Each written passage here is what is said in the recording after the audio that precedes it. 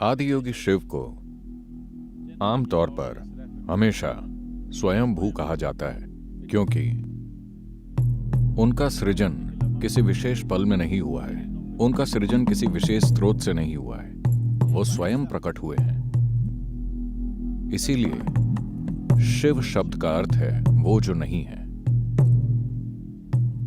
जो नहीं है वो एक विशेष समय पर घटित नहीं होता, वो किसी चीज के जरिए घटित नहीं होता, वो बस मौजूद होता है।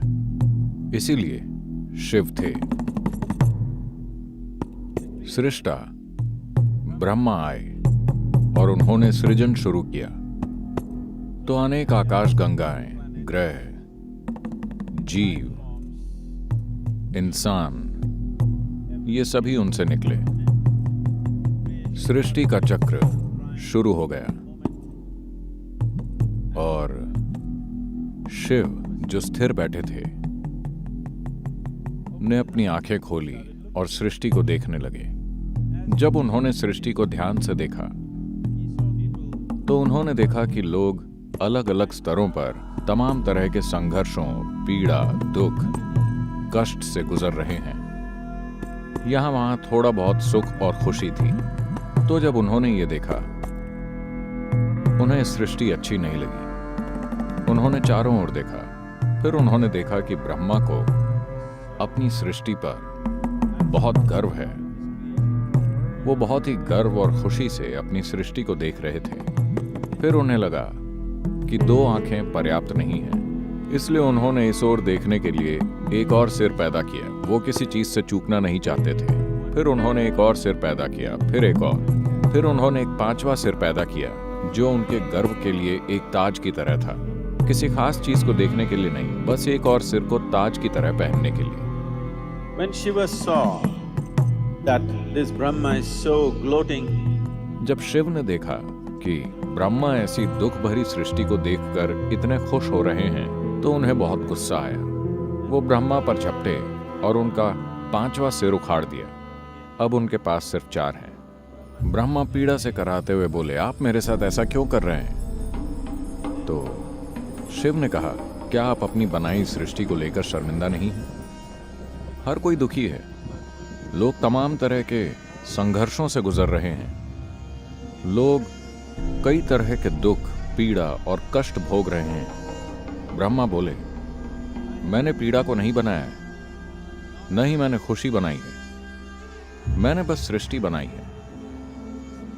ये उनके ऊपर है कि वो इससे कैसे गुजरते हैं, ये उनके मन में है। फिर शिव ने कहा, मन को किसने बनाया? वो भी आपने बनाया है। ब्रह्मा बोले, मन का अपना कोई गुण नहीं है, वो सिर्फ मौजूद है।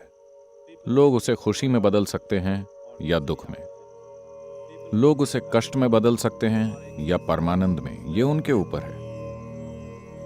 फिर शिव बैठकर बहुत ध्यान से सृष्टि को देखने लगे। उन्होंने हर जीव को ध्यानपूर्वक देखा और फिर अपने मन को जानना चाहा।